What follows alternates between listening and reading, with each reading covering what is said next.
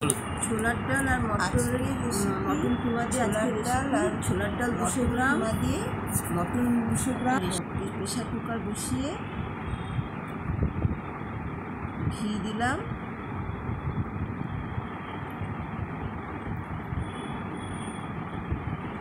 2 চামচ ঘি দিলাম। এবার ডালটা প্রেসারে দিয়ে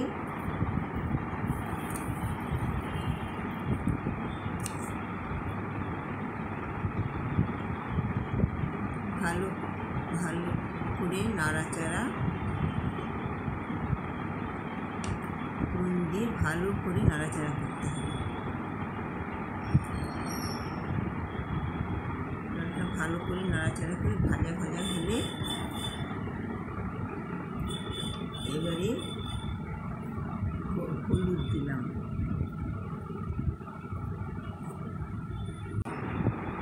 এরপর গরম জল দিয়ে দিলাম। প্রেসারের ঢাকনাটা দিয়ে ডালটা 3টে সিটি হয়ে গেলে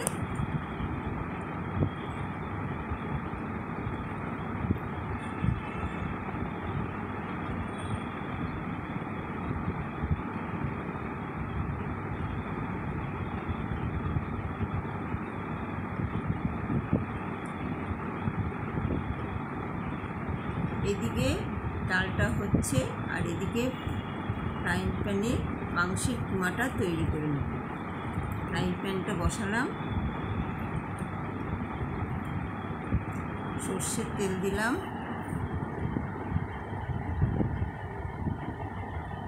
পরিমাণ মতো সর্ষের তেল দিলাম, পেঁয়াজ কুচি দিলাম। পেঁয়াজ কুচিটা একটু ভালো করে নাড়াচাড়া করতে হবে।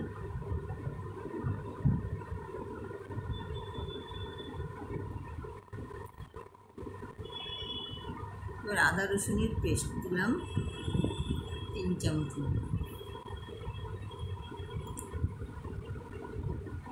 আর পেঁয়াজ কুড়ানোটা দিয়ে দিলাম। এইবারে মাংসের কিমাটা ভাজা মশলার মধ্যে দিয়ে ভালো করে নাড়তে হবে যতক্ষণ না কিমাটা থেকে তেল বেরোয়।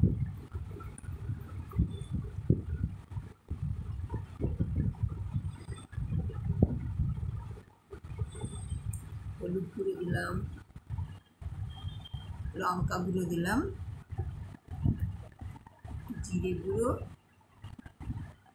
ধনে গুঁড়ো দিয়ে ভালো করে নাড়াচাড়া করতে হবে।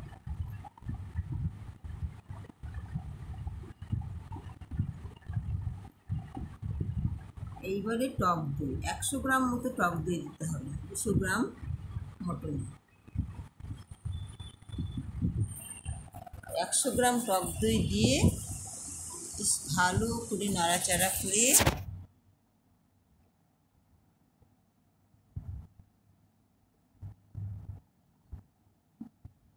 এবারে একটুখানি চিনি দিতে হবে আর দিয়ে নাড়াচাড়া করে এবারে ঢাকা দিয়ে দেব। এইটা আমার মাংসের কিমা হয়ে গেছে।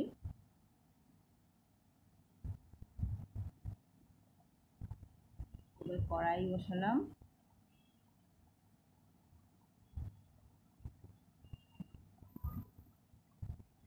কড়াইতে সর্ষের তেল দিলাম,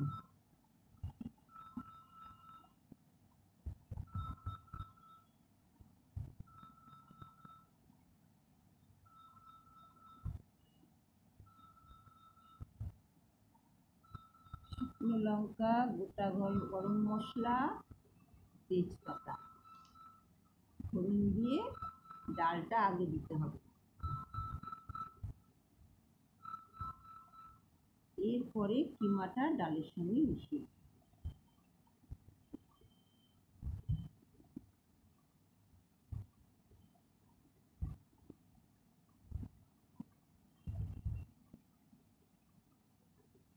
এবারে পরিমাণ মতো ঘি দিয়ে দিলাম,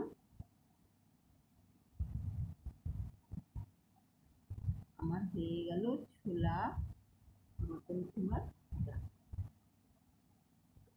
রুটি পরোটা ভাত যার সাথে খাবেন খুবই ভালো লাগে।